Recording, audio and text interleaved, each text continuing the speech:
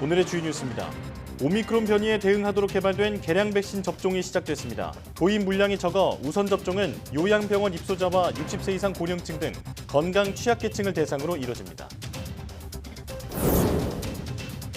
그동안 코로나19로 제한됐던 일본 무비자 관광이 2년 7개월 만에 재개됐습니다. 일본 정부는 입국자 수 상한을 폐지하고 개인 여행을 금지를 해제하면서 입국자들의 방역 의무도 완화했습니다. 거동이 불편해 의료기관에 방문하기 어려운 노인을 의료기관이 직접 찾아가 진료 간호하는 시범 사업이 곧 시행됩니다. 이 사업은 1, 2등급 장기요양 수급자를 대상으로 우선 시행되는데 복지부는 다음 달 4일까지 시범 사업에 참여할 지자체와 의료기관을 모집합니다. 지난달부터 강원도에서만 190건의 산악사고가 나는 등 단풍철 등산객들의 각별한 주의가 요구되고 있습니다. 최근 3년 동안 전국에서 3만 2천 건 넘는 산악사고가 났는데 단풍철인 10월에 전체 사고의 14%가 발생한 것으로 나타났습니다. 미국에서 무게가 1.1톤이 넘는 호박이 수확돼 이 붐은 미국 신기록을 깼습니다. 미네소타의 한 원예교사가 재배한 호박이 1,161kg으로 1,158kg이었던 미국의 기존 기록을 갈아치웠지만 이탈리아 농부가 세운 세계 기록에는 64kg 못 미쳤습니다.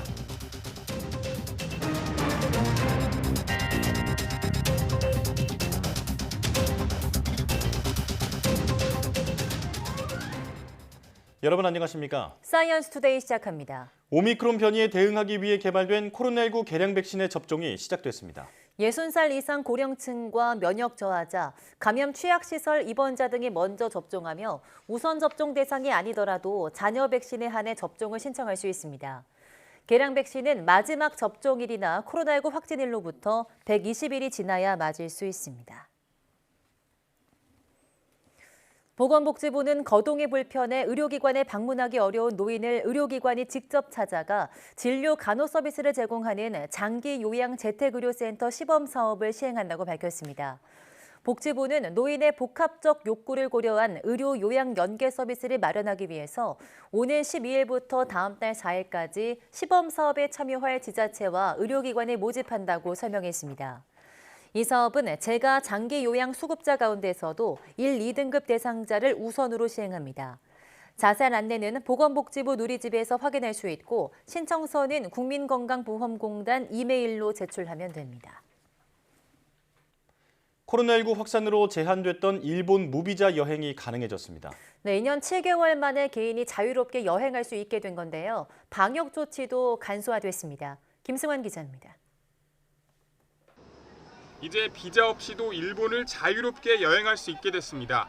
그동안 단체 여행에만 제한적으로 관광 비자를 내줬는데 비자 의무화가 없어진 겁니다.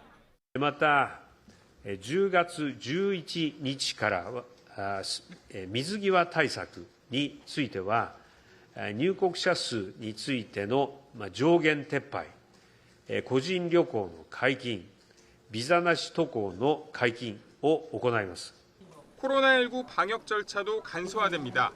3차 백신 접종 증명서가 있으면 PCR 검사를 받지 않아도 되고 2차까지 접종했거나 백신을 맞지 않은 경우엔 비행기 탑승 전 72시간 안에 검사를 받아 PCR 음성 확인서를 내면 됩니다. 일본이 개발한 앱인 마이 SOS를 다운받아 백신 접종 증명서 등 정보를 미리 등록하면 빠르게 입국할 수 있습니다. 일본에 도착한 뒤 코로나19 검사와 격리도 없어지는데 감염 의심 증상이 있으면 검사를 받아야 하고 양성 판정을 받으면 정부 지정 시설에서 따로 지내야 합니다. 이처럼 입국 제한이 풀린 데다 엔화 약세까지 맞물리면서 일본행 항공편과 숙소 예약도 크게 늘어나고 있습니다.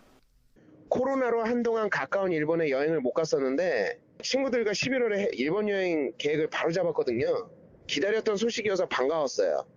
항공사별로 일본 노선 운항 횟수를 점차 늘리고 있는 만큼 일본 매출 비중이 큰 저비용 항공사들의 영업 실적도 개선될 것으로 보입니다.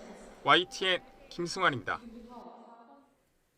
단풍철을 맞아 산을 찾는 분들이 늘어나면서 산악사고도 잇따르고 있습니다. 충분한 준비 없이 무리하게 산행에 나섰다가 사고로 이어지는 경우가 많은데요. 가을 산행 시 주의해야 할 점을 송세혁 기자가 전해드립니다. 지난 7일 비와 안개로 급변한 설악산 공룡능선에서 길을 잃은 81살 등산객을 구조대원들이 16시간 만에 구조합니다. 조금만 늦었다면 저체온증으로 목숨을 잃을 수도 있는 상황이었습니다. 앞서 지난달 24일 설악산 토항성 폭포에서는 60살 여성이 산행 중 30m 아래로 떨어져 병원으로 옮겨졌지만 끝내 숨졌습니다. 사고가 난 곳은 그런 이제 저희가 출입을 금하고 있는 곳을 이제 그 새끼 산행하시다가 그렇게 좀 사고가 난 그런 경우입니다. 지난달부터 지금까지 발생한 산악사고는 강원도에서만 190건이 넘습니다. 산악사고는 최근 3년 동안 전국에서 3만 2천 건 넘게 발생했습니다. 월별로는 단풍철인 10월이 14%로 가장 많았습니다. 사고 유형을 보면 조난이 가장 많고 실족과 추락, 개인 질환, 탈진이 뒤를 이었습니다. 산악사고를 예방하려면 자신의 체력에 맞는 정해진 등산로를 이용하고 해가 지기 한두 시간 전 산에서 내려오는 게 좋습니다. 또 낙엽이나 이끼가 낀 바위를 밟으면 미끄러질 수 있어 주의해야 합니다. 특히 혼자 산에 오르는 것은 피해야 하고 혹시 모를 조난에 대비해 비상식량과 휴대용 전등도 필수입니다. 산행을 하시다 보면은 이제 국가지정번호라고 표지판가 있고 또 산악 안내 표지판들이 있습니다. 이런 거를 잘 체크를 하시는 게 신고를 하셨을 때 저희가 빨리 찾아가는 데 많이 도움이 됩니다. 산악 고지대는 이미 기온이 영하권으로 떨어지는 등 겨울 날씨에 접어든 만큼 방한 용품도 꼭 챙겨야 합니다. YTN 송세혁입니다.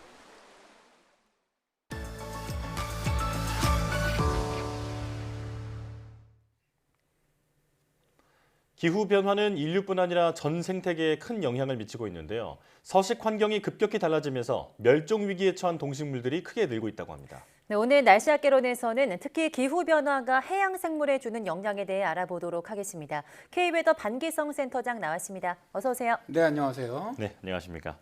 자, 기후변화가 인류뿐 아니라 많은 생명에게 그 영향을 주는 것은 알려져 있는데 이 이야기를 입증하는 논문이 나왔다면서요? 네, 올해 이제 8월 24일이었죠. 캐나다의 달하우지 대학의 데니얼 보이스 교수 등 국제연구팀이 자연학술지 네이처 기후변화에 게재한 논문에서 해양생물 2만 5천 종을 대상으로 기후변화에 따른 멸종 위험을 평가해 보니까 86.7%에 이르는 종이 높거나 심각한 멸종 위험을 겪을 것으로 전망된다라고 밝혔는데요. 네. 자, 이들은 이제 바다 수심 100m까지 서심하고 있는 2만 4,975종의 해양생물 멸종 위험을 기후변화에 관한 정부간 협의체, 그러니까 IPCC죠. 여기 기후변화 시나리오에 따라서 분석을 했습니다. 네. 이들이 사용한 지표는 생물종의 몸 크기라든가 온도 저항성이라든가 이런 것들을 포함한 12가지 기후위험 지표를 사용했다고 하는데요. 이들은 먼저 현재처럼 무분별하게 온실가스를 사용하는 시나리오에서는 세기말에 가면 해양생물 종류 중 84%가 높은 멸종 위험을 겪게 될 것이다 라고 추정을 했는데 네. 1.7%는 심각한 멸종 위험, 13%는 중간 정도의 멸종 위험이니까 멸종 위험이 있는 것만으로 합산해 본다면 무려 99.7%나 된다는 겁니다. 네, 그러니까 온실가스를 줄이기 위한 노력을 하지 않는다면 해양 생물이 거의 다 멸종할 수 있다 이런 이야기이신 것 같은데 해양 생물의 존속 여부가 이 지역에 따른 영향도 많이 받을까요? 네, 그렇습니다. 먼저 이 지역별로 보면 위도, 적도로부터 위도 30도까지가 이제 열대 지역 서식종의 멸종 위험이 클 것으로 보았는데요. 이것은 이 지역의 해수 온도 상승이 더 빠르게 상승하기 때문입니다. 네. 이 지역에 사는 상어라든가 가오리라든가 해양 포류 등의 멸종 위험이 컸고요. 또 위도 60도 이상 극지방 일부 지역의 서식종도 큰 영향을 받는다고 하죠. 그리고 멸종 위험을 겪는 종은 먹이 사슬에서 피라미드 아래에 있는 종보다 그 위에 있는 포식자 중일수록 컸다고 하는데요.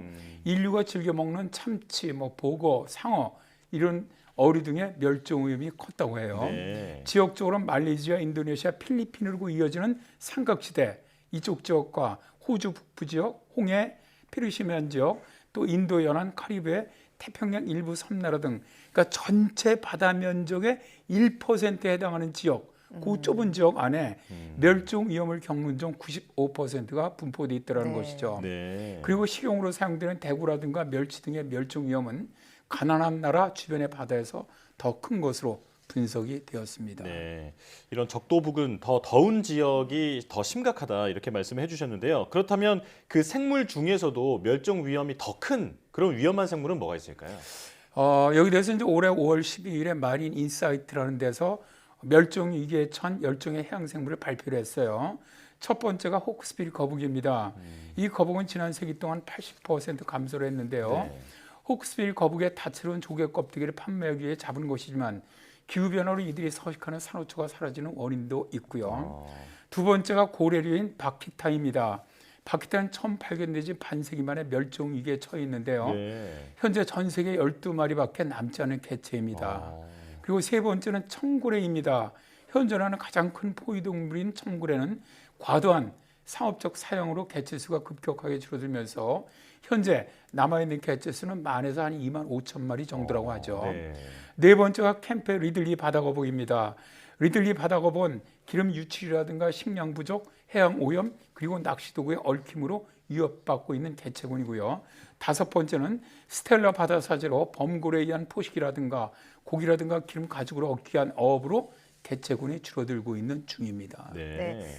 처음 들어보는 해양 생물들이 많은데 정리를 해보자면 멸종 위기 종이 10종이 되고 지금 5종을 말씀을 해주셨는데 호크스빌 거북이, 또 고래류인 바키타, 또 청고래, 리들리 바다거북, 또 스텔라 바다사자를 말씀해 주셨습니다. 나머지 5종도 있을 텐데 말씀을 좀 해주시죠. 네, 이제 여섯 번째가 이제 그 망치머리 상어라 그래요.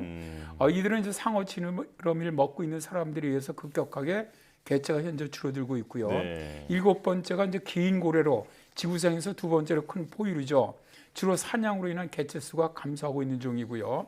여덟 번째가 헥토르의 돌고래로 세계에서 가장 작은 돌고래로 현재 이 돌고래들의 추정 개체 수는 55마리밖에 남지 않았습니다. 예. 그리고 아홉 번째가 하와이안 몽크 물개인데요. 현재 1,400마리만 남아 있는데 이 역시 상업적인 사냥이라든가 어망에 걸려 사라지고 있는 중입니다. 네. 열 번째가 이제 푸른 바다 거북으로 인기 있는 음식이죠. 그러다 보니까 인류가 무분별하게 사냥하면서 개체 수가 줄어들고 있는 종입니다. 네, 이대로 두다간 이들의 모습을 영영 보지 못하게 될 수도 있다라는 생각이 드는데요. 그런데 앞서서 그 설명해 주신 동물들을 보면 이제 기후 변화에 의해서 멸종 위기에 처한 것도 있고, 그리고 인간의 어떤 그 영향에 의해서 위기에 처한 것도 있는 것 같은데, 이 기후와 인간의 그 영향 둘 중에 어떤 게 더 큰 영향을 미쳤을까요? 일단 이제 큰 해양 생물종 같은 경우는 인류에서 가장 많이 영향을 받아요. 네. 그러나 이제 대다수의 해양 생물종은 기후 변화로 인해서 지금 저 멸종 위험에 처해 있는데요.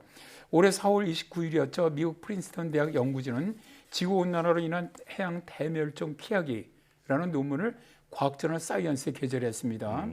연구팀은 생태 생리학 컴퓨터 시뮬레이션 모델을 통해서 지구 온난화에 따른 해양 생물 멸종 위험을 추정을 해왔습니다. 네. 기상 요소들인 햇빛이라든가 구름이라든가 해류 혹은 대리 등을 고려한 해수 온도 상승이라든가 혹은 바닷물의 용존 상수량 저하 등의 현실에서 해양 생물종이 견딜 수 있는 생리적인 한계를 분석해 본 건데요. 네. 연구팀이 현재 수준의 화석연료 연소에 따른 오염이 계속이 된다면 2300년에 가면 해양 생물이 과거 5대 대멸종 수준의 멸종 사태에 처하게 될 것으로 전망을 했습니다. 또 작년 4월에 민간 환경단체죠. 컨버세이션이 발표한 보고서에 의하면 해양 생물들이 더워지는 적도를 벗어나면서 더 시원한 물로 지금 이동하고 있는데 이것이 해양 생물종의 대멸종 사건을 발생시킬 수 있다라고 되어 있습니다. 네. 적도 주변의 바다는 이미 많은 종이 생존하기에는 너무 뜨거워졌기 때문에 많은 해양 생물종들이 극지방으로 향하는 더 시원한 물로 도망치고 있는데요. 이 같은 일이 발생했었던 2억 5,200만 년 전에 해양종의 90%가 죽었던 사례를 예로 들었습니다. 이 사례를 보면 생태 환경이 변화하면서 생물들이 적응에 어려움을 겪게 되었기 때문에 많은 죽음이 생겨났다고 볼 수가 있습니다. 네, 이렇게 해양 생물들이 계속 사라진다면 해양 생태계에도 문제겠지만 인간들도 저희들도 문제일 것 같은데 해양 생물 멸종을 막기 위해서 우리가 해야 될 노력 같은 것들이 있다면 어떤 게 있을까요? 일단 저 미국의 프린스턴 대학 연구진은 이런 해양 생물의 멸종을 막기 위해서는 지구 기온 상승폭을 산업화 이전 대비 2도 이내로 막아낸다면 해양 생물 대멸종 위험을 70% 이상 줄일 수 있다라고 보았고요. 네. 지구 온난화 현상이 많이 중단되는 2100년쯤에 간다면 해양 생물 중에 4% 정도만 멸종하는 데 그칠 수 있다라고 주장을 하고 있습니다. 그리고 이제 달하우지 대학의 데니얼 보이스 교수 연구팀은 온실가스 배출을 최단으로 막는 신재생 에너지 확대, 또 지속 가능한 성장이 이루어지는 최선의 시나리오에서는 거의 모든 종의 멸종 위험이 줄어들고 생태계 안정성이 향상될 것으로 보았는데요. 이렇게만 된다면 분석 대상종 가운데 1.3%가 심각한 멸종 위험, 54%만 높은 멸종 위험을 겪을 것으로 예상을 했습니다. 자, 이처럼 해양생물 보호를 위해서 가장 시급한 것은 기후변화를 저지한다는 것, 이것이 가장 중요하다는 것이죠. 네, 지구는 인간만의 것이 아니잖아요. 네, 또 생태계를 지키는 것이 인류의 생존에도 직결된다는 점을 반드시 기억해야겠습니다. 자, 날씨학개론 K-웨더 반기성 센터장과 함께했습니다. 고맙습니다. 네, 감사합니다.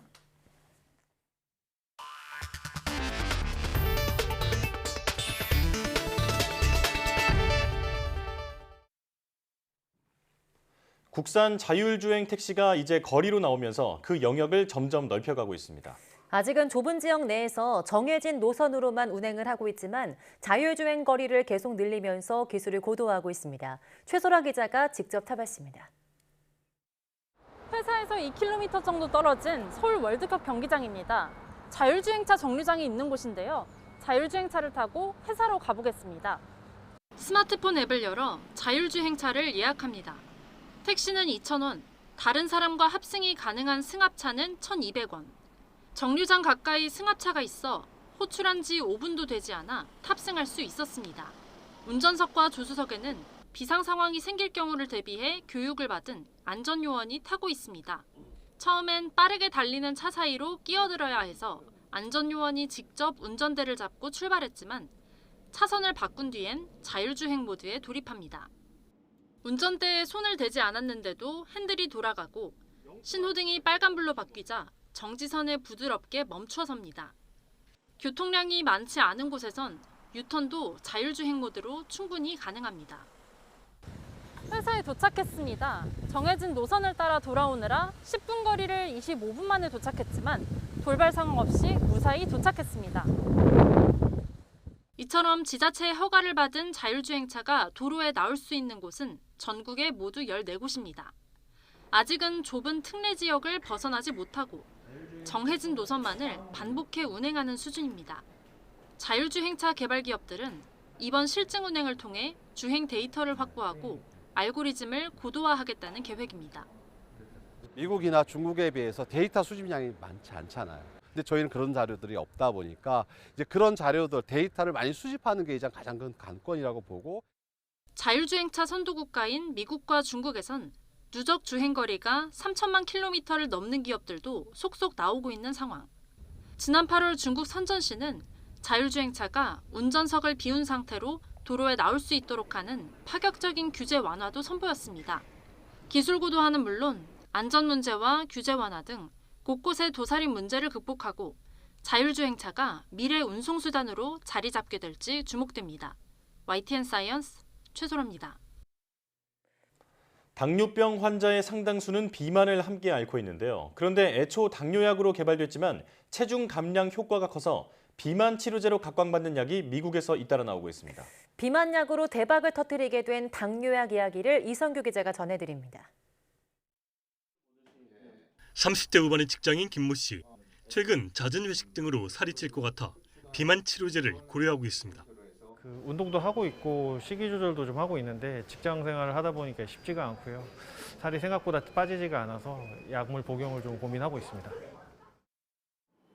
비만 치료제는 보통 체중 감량 5% 이상을 목표로 합니다. 지난 2014년 미국에서 승인된 비만 치료제 S는 임상시험에서 매일 한 번씩 56주간 주사로 맞을 경우 체중이 평균 8% 감량했습니다. 이 약의 업그레이드인 치료제 W는 지난해 승인받았는데 일주일에 한 번씩 68주간 주사로 맞을 경우 평균 15% 체중 감량 효과를 냈습니다. 그런데 올해 일주일에 한 번씩 72주간 주사로 맞을 경우 평균 20% 체중 감량 효과를 낸 치료제 M이 개발돼 각축전을 예고하고 있습니다. 흥미롭게도 이들 치료제는 모두 미국 FDA에서 당뇨병 치료제로 승인받았지만 탁월한 체중 감량 효과가 확인되면서 두 개는 이미 비만 치료제로도 승인받았고 나머지 하나도 승인받을 것으로 보입니다. 우리 몸속 호르몬 GLP-1은 인슐린 분비를 촉진해 혈당을 낮추고 음식을 먹으면 뇌에 포만감 신호를 보내 식욕을 억제합니다. 이들 약은 모두 체내에서 GLP-1 호르몬과 같은 기능을 수행합니다. 당뇨약이지만 체중 감량 효과가 있는 이유입니다. 치료제 M은 GLP-1 호르몬에 더해 인슐린 분비에 관여하는 또 다른 호르몬 GIP의 기능도 함께 수행합니다. 조금 복잡하고 어려운 얘기일 수는 있는데 이 GLP-1이라고 하는 것이 이제 아마 메이저가 될 것 같고요. 거기다가 이제 GIP까지를 같이 하게 되면은 뭔가 좀 우리가 잘 모르는 어떤 기전에 의해서 더 큰 작용이 나타나는 것으로 그렇게 이해를 하시면 될 것 같습니다. 이 치료제는 별도의 운동이나 식이요법 없이도 체중 감량 효과가 있지만 비만 치료를 그만둘 경우 다시 체중이 늘 수 있습니다. 또 부작용으로는 메스꺼움과 구토 정도가 알려졌습니다. 비만 치료제 WIM은 국내 시판까지 보건당국의 허가 등의 절차가 남아있어 2년에서 3년 정도 걸릴 전망입니다. YTN 사이언스 이성규입니다. 한전이 발전사에서 전력을 사오는 가격의 기준이 되는 SMP가 1kW시당 270원까지 올라 사상 최고치를 기록했습니다. 한국전력거래소 자료를 보면 11일 1kW시당 전기요금은 269.98원을 기록했습니다. 이는 지난달 평균 요금인 232.82원보다도 높은 수준이며 지난해 요금의 서너 배 수준에 해당합니다. 정승일 한국전력 사장은 국정감사에서 한전 적자의 원인은 연료비 상승 때문이라며 전기요금 조정이 제때 연료비와 연동됐다면 적자가 줄었을 것이라고 말했습니다. 이번 달부터 전기요금이 인상됐지만 세계적인 에너지 위기 속에 한전의 적자 구조는 해소되지 않고 있습니다. 네, 그래서 현행 연료비 연동제를 개편하고 연료비가 싼 석탄 발전 비중을 늘리는 방안이 논의되고 있습니다. 보도에 박홍구 기자입니다. 주택용 전기요금은 이번 달부터 1kW당 7.4원 올랐습니다. 하지만 이 정도 인상폭으로는 지난 상반기에 이미 14조 원 손실을 본 한전의 적자 구조가 개선되기 힘들 것으로 보입니다. 한전이 발전사에서 전기를 사오는 가격의 기준이 되는 SMP가 지난달 역대 최고인 234.7원을 찍었고 여름철 전력 사용량이 많다는 점을 고려할 때 3분기 실적은 더 악화할 것으로 예상됩니다. S&P는 10월 들어서도 고공행진을 거듭하고 있어 4분기 전망도 밝지 않습니다. 정부는 한전의 적자 구조가 심각하다는 점을 인정하면서도 단기간에 해소하긴 힘들다는 입장입니다. 전기요금을 지금 현재 당장에 이 적자를 단기간에 해소시키기 위해서 한다면은 네. 정말 국민들은 너무 엄청난 부담에 직면한다. 네, 그 부분이 알겠습니다. 저희들 정말 큰 고민입니다. 이에 따라 올겨울 에너지 위기 상황을 헤쳐나가며 한전의 적자 부담을 단계적으로 덜어주는 방안이 추진될 전망입니다. 우선 연간 인상폭이 5원으로 제한된 연료비 조정 단가를 현실에 맞게 재조정할 것으로 보입니다. 지난 1년간 천연가스와 석탄 등 발전 연료 가격은 두세 배가량 올랐는데 올해 전기요금 인상은 18%에 불과해 국제 에너지 가격 급등세를 제대로 반영하지 못한다는 지적이 나옵니다. 오를 때 한 40~50%까지는 이렇게 오를 수 있도록 조정을 해서 국민들에게 확실하게 가격 신호를 주고 한전이 좀 체력을 회복해서 전력 공급 안정성이 훼손되지 않도록 하는 게 좀 필요한 시기죠, 지금은요. 또 올해 남은 기간만이라도 LNG 발전 일부를 연료비가 싼 석탄으로 대체하는 방안이 검토되고 있습니다. 한전은 최근 LNG 발전량의 8%를 석탄 발전으로 대체할 경우 연료비를 1조 6천억 원을 줄일 수 있다는 내용의 재정 건전화 계획을 제출했습니다. 이를 놓고 현재 산업부와 환경부 간의 협의가 진행 중인 것으로 알려졌습니다. 정부는 이와 함께 현재 시운전 중인 신한울 1호기를 올해 안에 그리고 공사 중인 2호기는 내년 상반기에 가동하는 방안을 추진하고 있습니다. 발전 단가가 저렴한 원전의 비중이 커질수록 한전의 적자 부담은 덜어질 수 있겠지만 적어도 내년까지는 위기감이 계속될 것으로 보입니다. YTN 박홍구입니다. 서울우유가 체다치즈 200g과 400g의 출고가를 20% 인상했습니다. 서울우유 측은 제품의 주요 원재료가 되는 국제 원료 치즈 시세가 폭등했고 환율 급등과 부자재 가격 등이 올라 인상을 결정하게 됐다고 설명했습니다. 앞서 메일유업과 남양유업 등도 같은 이유로 일부 제품의 가격을 인상했습니다. 이와는 별도로 국내 낙농가와 우유업체 간 원유 가격 협상이 진행 중이어서 유제품 가격은 더 오를 가능성이 있습니다. 김장철을 앞두고 값비싼 배추를 시세의 절반 가격에 예약 주문을 받는 마트 행사가 문전성시를 이루고 있습니다. 정부는 다음 달부터 배추값이 내려갈 거라고 전망하지만 예년과 비교하면 여전히 비싼 수준이라 올해 김장 부담은 더 커지게 생겼습니다. 윤혜리 기자가 보도합니다.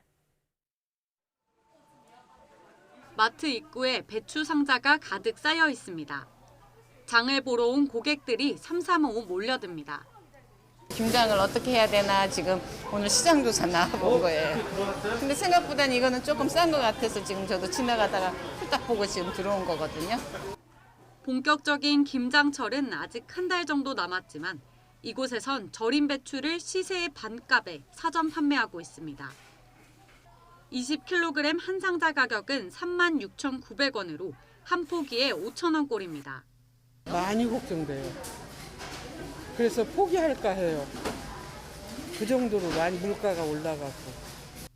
올해 여름 이른 무더위와 함께 폭우와 태풍이 이어지면서 작황이 좋지 않았던 배추값은 95%까지 치솟아 한때 한 포기에 10,000원이 넘기도 했습니다.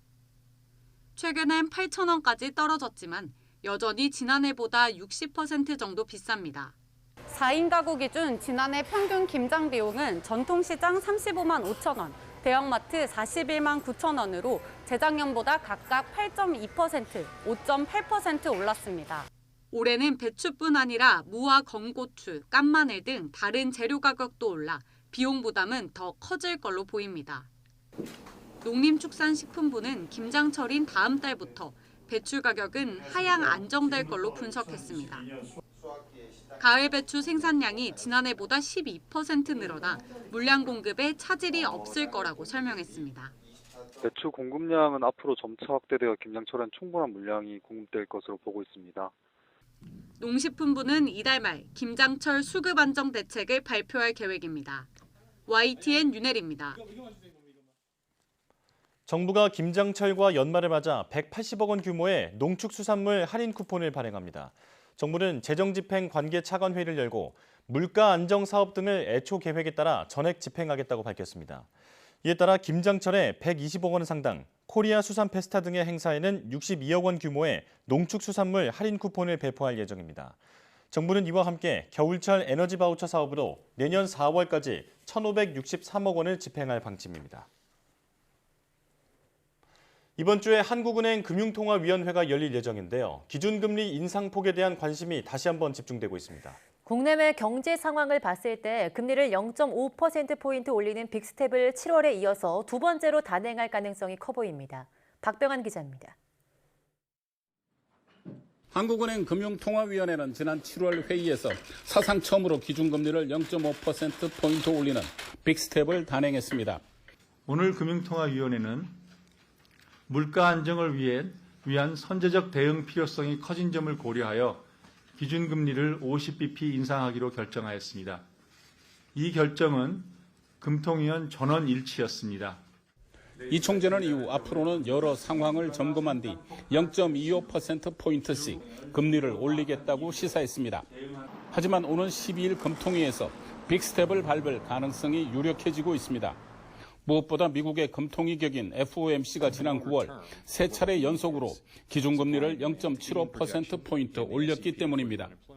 이에 따라 한미 간 금리 격차는 0.75%포인트로 벌어졌습니다. 금통위가 이달을 포함해 남은 두 번의 회의에서 0.25%포인트씩 두 번 올리면 미국의 강력한 긴축 정책으로 한미 금리 차는 연말이면 최대 1.5%포인트까지 벌어질 수 있습니다. 연준이 공격적으로 금리를 인상해서 지금 연준의 이제 기준금리가 상단이 3.25%이지만 연말 가면 한 4.5%까지 오를 수 있다라는 전망이 나오고 있고 최근 1,400원을 훌쩍 넘은 환율 탓에 금통위가 10월과 11월 두 번 모두 빅스텝을 밟아야 한다는 주장도 나오고 있습니다. 최소한 두 번의 빅스텝을 단행해서 연말까지 3.5%까지는 올려서 기준금리 차이를 1%포인트 내로 좁히는 게 필요하고요. 코로나19 사태 후유증 극복을 위해 금리 인상폭을 억제할 필요가 있지만 세계 금융 상황이 악화 일로를 걷고 있기 때문에 한국은행의 선택지는 좁아 보입니다. YTN 박병환입니다. 코로나19 대확산과 러시아, 우크라이나 전쟁 등의 여파로 위기에 빠진 세계 개발도상국이 늘어나면서 국제통화기금 IMF와 세계은행이 각국에 지원한 대출 규모도 역대 최대치로 불어난 것으로 나타났습니다. 미국 월스트리트 저널은 현지 시간 10일 IMF가 코로나19 대유행 이후 93개국에 총 2,580억 달러, 369조여 원을 대출을 약속했다고 전했습니다. 또 러시아의 우크라이나 침공 이후에도 추가로 16개국에 900억 달러, 129조 원가량을 지원하기로 했습니다.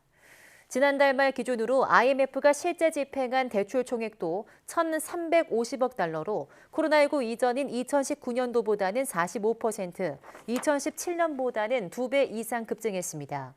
세계은행의 대출 총액 역시 지난 9월 말 현재 역대 최대인 1,040억 달러로 2019년보다 53% 늘어났습니다. 이에 따라 두 기관의 대출 규모는 역대 최대 수준이라고 월스트리트 저널은 지적했습니다. 지난달 말 정부가 경기도 파주와 안성 등 수도권 5곳과 지방 대부분을 규제 지역에서 전면 해제하면서 부동산 시장에 어떤 영향을 줄지 관심을 끌었습니다. 현장을 돌아보니 발표 직후에 반짝 집값이 올랐지만 고금리 부담으로 다시 하락세로 바뀌었습니다. 최기성 기자가 취재했습니다. 주변 아파트를 다 합치면 15,000여 세대 규모에 달하는 경기도 파주시 목동동입니다. 조정 대상 지역에서 해제되면서 주택담보대출 비율, LTV가 최대 70%까지 가능해지는 등 각종 규제에서 자유로워졌습니다. 주변 공인중개사들에게 분위기가 어떤지 묻자 크게 달라진 게 없다고 입을 모읍니다. 똑같아요. 팔려는 사람 있지만 해내는 사람은 없고 더 균이나 여러 가지 혜택들을 주고 유도를 하면 시장이 조금 바뀔 텐데 그러지 않은 상황입니다. 규제지역 해제 직후 기대감에 호가를 올리는 매도인도 있었지만 지금은 오히려 더 집값이 낮아졌다는 겁니다.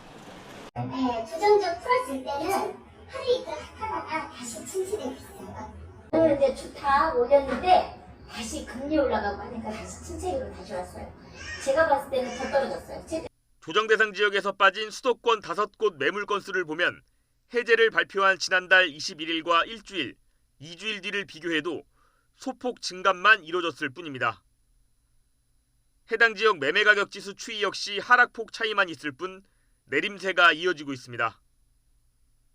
비규제 지역으로 묶였는데도 집값이 반등하지 않고 있는 셈입니다. 보통 규제지역 해제는 부동산 시장의 호재로 받아들여지지만 거래가 활발해지거나 집값이 오르는 모습은 보이지 않고 있습니다. 전문가들은 수도권에서도 주택 수요가 많지 않은 외곽 지역 위주로 규제가 풀렸고 금리가 추가로 오를 가능성이 있는 만큼 매수 심리가 살아나지 않고 있다고 평가합니다. 시장에 미치는 영향은 제한적일 전망입니다. 추가 금리 인상, 경기 침체 등으로 집값 하락 전망이 우세한 상황이라 규제 해제만으로는 매수 심리 개선을 기대하기는 어렵습니다. 여기에 잇따른 정부 규제 완화가 시장에는 오히려 집값이 하락하고 있다는 메시지로 전달되고 있다는 분석도 나옵니다. 현재 규제 상황은 규제 완화의 역설일 수도 있다고 보고 있는데요. 규제 완화가 이런 외곽 지역의 경우에는 가격의 추가적인 하락에 대한 시그널로 시장이 받아들이고 있는 것이죠. 장기적으로 실수요자 중심으로 매수 심리가 회복할 수도 있지만 당분간 전반적인 하락 추세가 바뀌기는 어려워 보입니다. YTN 최기성입니다. 국가들의 연합인 유엔처럼 전 세계 도시와 지방자치단체가 모인 세계지방정부연합 UCLG라는 국제기구가 있습니다. 네, 회원들이 3년에 한 번씩 모여 여는 총회가 대전에서 개막했습니다. 이문석 기자입니다. 세계지방정부연합 UCLG는 전 세계 24만여 도시와 지자체들의 협의체입니다. 지구촌 공통 현안을 풀 방안을 찾아보자며 3년마다 회원들이 한자리에 모여 회의를 엽니다. 이를 지자체들의 유엔 총회라고도 부르는데 올해는 대전에서 개막했습니다.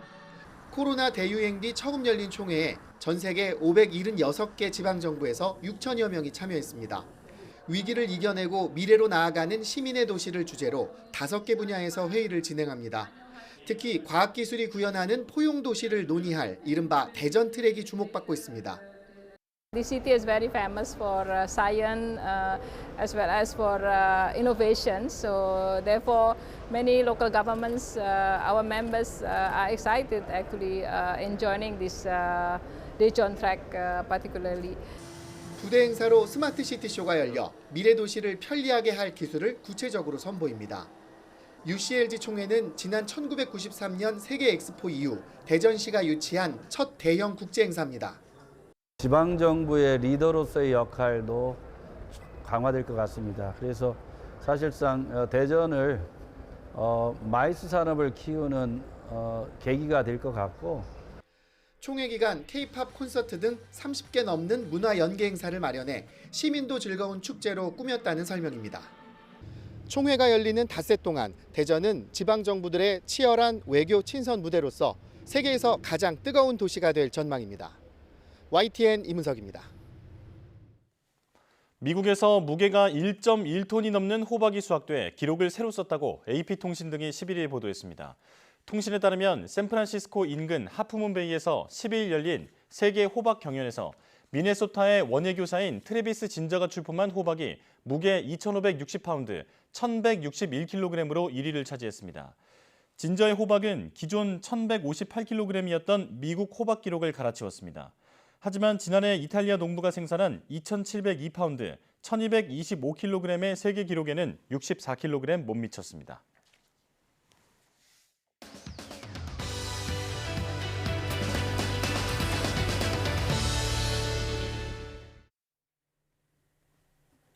사람은 누구나 행복을 위해 살아가지만 사실은 언제 행복하고 불행한지 잘 모르는 경우가 꽤 많습니다. 네, 오늘 한길 사람 속은에서는 사람이 언제 행복감을 느끼는지 알아보겠습니다.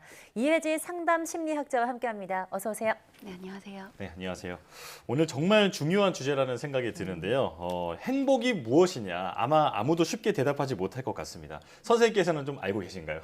오늘 그 얘기를 함께 나누면서 생각을 해봤으면 좋겠습니다. 네. 자, 그렇다면 구체적으로 행복이 뭔가요? 네, 사람마다 느끼는 행복감은 다 다릅니다. 불행도 마찬가지인데요. 행복은 기분 좋은 감정이고 주관적인 개념입니다.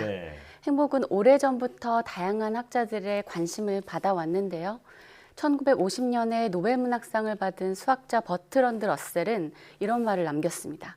행복한 인생이란 대부분 조용한 인생이기도 하다. 그에 져서 행복의 정복에서 나오는 말인데요. 그는 지나친 자극을 갈망해서 심신이 황폐해지는 경우를 우려하기도 했습니다. 그러면서 적정한 자극의 중요성을 언급했는데요. 강렬한 즐거움만이 행복이 아닐 수 있다는 거죠. 행복은 대체로 기분 좋은 상태입니다. 흔히 행복을 달성해야 할 목표나 성취처럼 여기기도 하는데요. 행복은 느껴지는 정서이고요. 외부적 사건이 아니라 내부적 만족감입니다. 그래서 내가 느끼는 걸 집중할 필요가 있습니다. 네. 행복이 기분 좋은 감정이고 주관적인 개념이라고 말씀을 해주셨는데 저뿐만 아니라 많은 분들이 사실 언제 행복한지 잘 모르는 것 같아요. 이 부분은 어떻게 설명해 주실 수 있을까요? 네, 맞습니다. 그러니까 이런 현상은 우리가 해야 하는 것을 하다 보니까 내가 하고 싶은 것을 점점 잃어가고 있기 때문입니다. 누구나 사회적 역할과 책임이 있는데요. 이 방송을 보시면서도 한편으로는 계좌이체해야 하는데 막 이러면서 한편에서 불편한 소리가 들리는 분들이 있을 겁니다. 해야 하는 것엔 내가 안 하면 안 된다고 생각하는 모든 역할이 포함됩니다.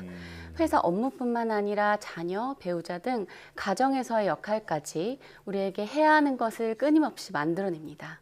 반면 내가 하고 싶은 것은 타인의 평가나 외적 보상 없이도 자발적으로 행동하는 모든 것을 뜻합니다. 그저 그 자체로 좋은 거죠. 예를 들어서 바닥에 떨어진 머리카락을 줍습니다. 누군가는 이걸 가사 노동이라고 생각하기도 하는데요. 해야 하는 일로 여기기 때문인데요. 또 다른 누군가는 머리카락을 주우면서 그저 마음이 흡족하기도 합니다. 이게 바로 자발적으로 행동한 하고 싶은 일인 거죠. 핵심은 내가 해야 하는 것과 하고 싶은 것을 구분하자는 것입니다. 말씀을 들어보니까 보통은 해야 하는 것이 많아서 힘들어하는 경우가 더 흔할 것 같은데요. 그렇다면 그 하고 싶은 일이라는 것을 아직 찾지 못한 사람은 어디서부터 힌트를 얻을 수 있을까요? 네, 처음엔 힘들 수 있는데요. 너 자신을 알라. 소크라테스의 네. 유명한 말이 있죠. 즉 자기 이해에서부터 시작을 해보는 게 도움이 됩니다. 네. 그것을 위해서 인간의 5가지 기본 욕구를 알아볼 필요가 있는데요. 욕구의 우선순위를 매겨보는 겁니다. 네. 제 설명을 들으시면서 나에게 중요한 욕구의 순서를 꼽아보시기 바랍니다. 심리학자 윌리엄 글래서는 인간의 5대 기본 욕구를 정의했습니다. 1번, 생존 욕구. 생존이 중요한 사람은 위험한 일에 정신적으로 영향을 많이 받고 건강과 안전이 중요합니다. 주어진 규칙을 잘 따르거나 아끼고 모으려는 절제 행동이 나타나죠.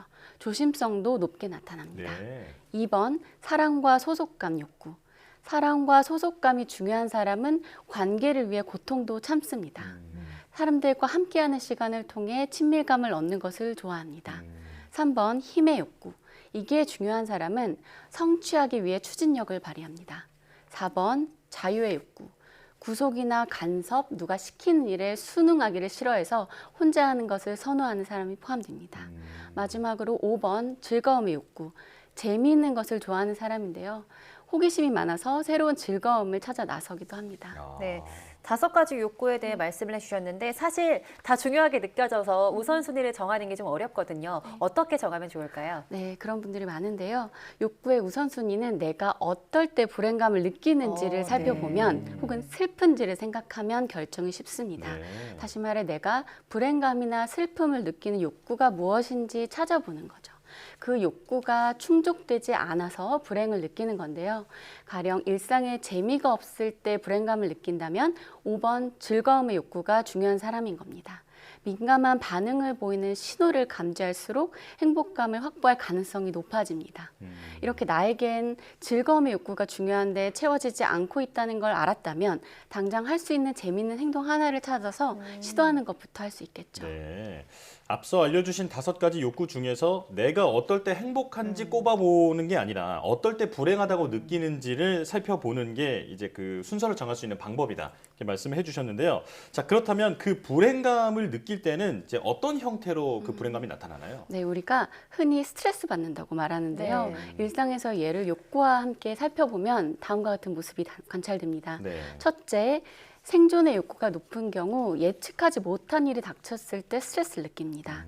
낯선 일 자체가 안전의 위협으로 다가오는 거죠. 둘째, 사랑과 소속감의 욕구가 높은 경우 누군가와 불편할 때 스트레스를 느낍니다.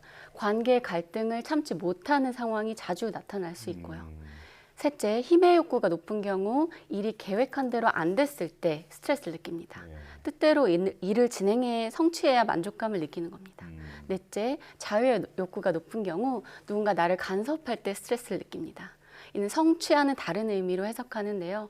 자율성을 침범당하는 상황 자체를 위협으로 느끼는 점에서 힘의 욕구와는 구분됩니다. 다섯째, 즐거움의 욕구가 높은 경우 웃을 일이 없을 때 스트레스를 느낍니다. 흔히 재미있는 게 없다, 그래서 스트레스를 받는다는 말을 자주 하죠. 이때 내가 지금 재밌는 게 필요하구나 라고 해석하는 것부터가 내 마음에 응답하는 행동이고요. 실제로 재미있는 것을 자신에게 줄 수 있으면 행복감을 충전할 수 있습니다. 네. 그 방금 설명해 주신 불행감을 느끼는 5가지 욕구가 사람들 모두 가지고 있는 걸까요? 그렇습니다. 이 5가지는 인간의 기본 욕구라서 우리에게 모두 존재합니다. 다만 우선순위가 존재하고요. 욕구의 강도도 모두 다르다는 것을 기억해야 합니다. 모든 욕구를 늘 원하는 만큼 충족할 수는 없는데요. 상대적으로 중요한 욕구를 가능한 수준으로 충족하며 사는 게 필요합니다. 이 욕구 이론을 제안한 윌리엄 글래서는 모든 욕구를 평등하게 바라봅니다. 현재 내가 어떤 욕구에 더 초점을 맞추고 살아가는가, 이에 따라 차이가 나타나는 거죠. 이 말은 상대적으로 덜 중요한 욕구에 초점을 맞추고 살아간다면 나에게 중요한 욕구가 소외되고 있는 것이라고 볼 수 있습니다. 예를 들어 즐거움의 욕구가 1순위인데 이걸 모르고 살아간다면 사회적인 역할, 즉 해야 하는 것을 지나치게 해서 행복감을 느끼지 못합니다. 자신에게 가장 중요한 즐거움의 욕구가 채워지지 않는 상태이기 때문인데요.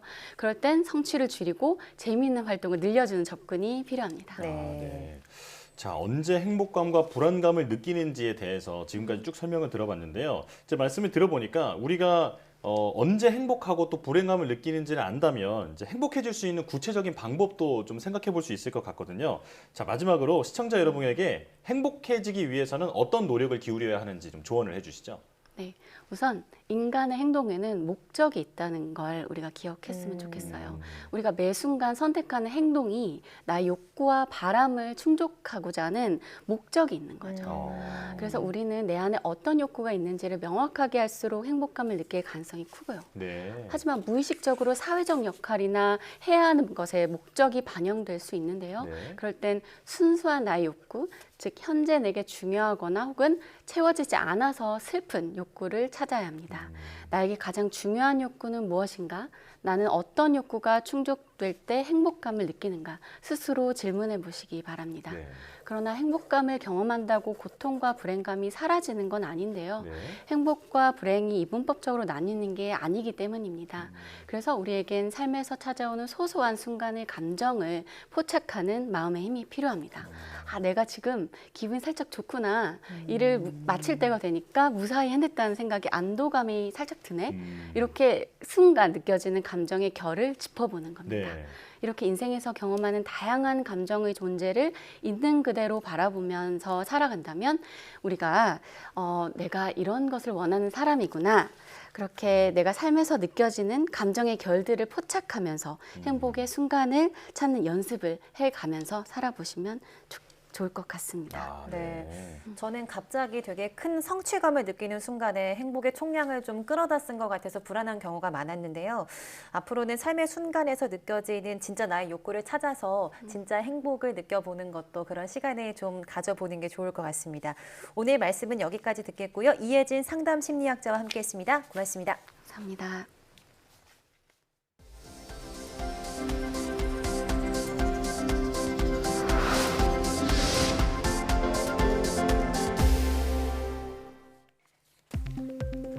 코로나 팬데믹 기간에 사람들이 잠을 조금 더 자게 됐지만 수면 효율은 떨어진 것으로 조사됐습니다. 삼성전자가 팬데믹 기간인 2018년 1월부터 지난해 6월까지 전 세계 갤럭시 워치 사용자를 대상으로 조사한 결과 팬데믹 이전 전 세계인의 평균 수면 시간은 6시간 56분이었지만 이후에는 7시간 2분으로 소폭 늘었습니다. 하지만 수면 효율은 87.86%에서 87.79%로 다소 감소했습니다. 수면 효율은 전체 수면 시간 중 깬 시간을 제외한 실제 잠을 잔 시간을 말합니다. 2022년도 이비소상 수상자에 샤오강 웬 미국 매사추세츠 공과대학 물리학과 교수가 선정됐다고 과학기술정보통신부와 재단법인 아시아태평양 이론물리센터가 밝혔습니다. 웬 교수는 응집물질 분야에서 새로운 연구 방향을 제시한 중국계 미국인 과학자로 2012년부터 2016년 페리미터 이론물리연구소 아이작 뉴턴 그룹 의장을 지내고 2018년 미국 국립과학원 회원이 됐습니다. 이휘소상은 이론 물리학 발전에 획기적인 공헌을 한 고 이휘소 박사의 이름을 딴 국내 유일의 학술 프로그램으로 아태 이론물리센터는 지난 2012년부터 매년 전도 유망한 과학자를 발굴해 시상에 오고 있습니다. 한국핵융합에너지연구원이 교육부 주관 2022년 대한민국 교육기부 대상 수상기관으로 선정됐습니다. 교육부는 핵융합연이 지난 2009년부터 운영해온 교육기부 프로그램을 비롯해 지역사회와 공동협력으로 다양한 교육기부 활동을 추진한 공로가 인정된다고 설명했습니다. 대한민국 교육기부 대상은 교육기부 활성화에 이바지한 우수기관과 개인 등을 발굴해 지속적인 교육기부 분위기를 확산하기 위해 마련됐습니다. 국립과천과학관은 오늘 16일부터 12월 10일까지 전국 국공립과학관과 협력해 기후기술 영역에서 활용 중인 인공지능 기본 원리 교육을 원격 진행한다고 밝혔습니다. 이번 교육은 참가자 스스로 생물 분류 앱을 개발해서 기후변화 속 생물 다양성의 의미를 되새기고 인공지능의 딥러닝 원리를 익히는 데 목표를 두고 있습니다. 기후기술은 탄소 중립과 기후변화 대응에 이바지하는 과학기술을 말하며 인공지능은 빅데이터와 함께 다양한 기후기술 분야에서 주목받고 있습니다.